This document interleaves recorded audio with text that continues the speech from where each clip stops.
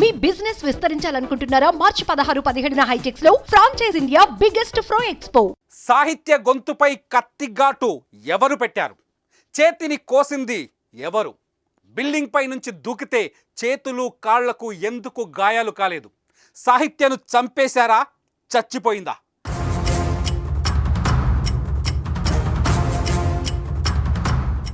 హనుమకొండ జిల్లా భీమారంలో ఇంటర్ విద్యార్థిని సాహిత్య ఆత్మహత్య సంచలనం సృష్టిస్తోంది. శివాని జూనియర్ కాలేజీలో సాయంపేట మండలం కనపర్తి గ్రామానికి చెందిన సాహిత్య చనిపోవడం మిస్టరీగా మారింది. బిల్డింగ్ పై నుంచి దూకి సాహిత్య ఆత్మహత్య చేసుకున్నట్లు కాలేజీ యాజమాన్యం చెబుతోంది. అయితే శివాని మెడ చేతిపై కోసుకున్నట్లు ఉండడంతో తల్లిదండ్రులు అనుమానం వ్యక్తం చేస్తున్నారు. సాహిత్యది ఆత్మహత్య కాదు, హత్య అని ఆరోపిస్తున్నారు. తన కూతురు మృతి వెనుక మిస్టరీ ఉందంటున్నారు.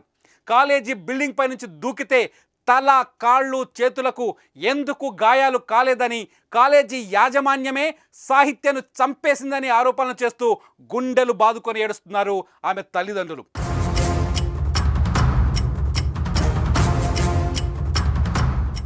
సాహిత్య చనిపోయాక ఆమె మృతదేహాన్ని వరంగల్ ఎంజీఎం ఆసుపత్రికి తరలించారు. అయితే అక్కడ కాలేజీ యాజమాన్యం ఎవరూ లేకపోవడంతో బంధువులు ఆగ్రహం వ్యక్తం చేస్తున్నారు.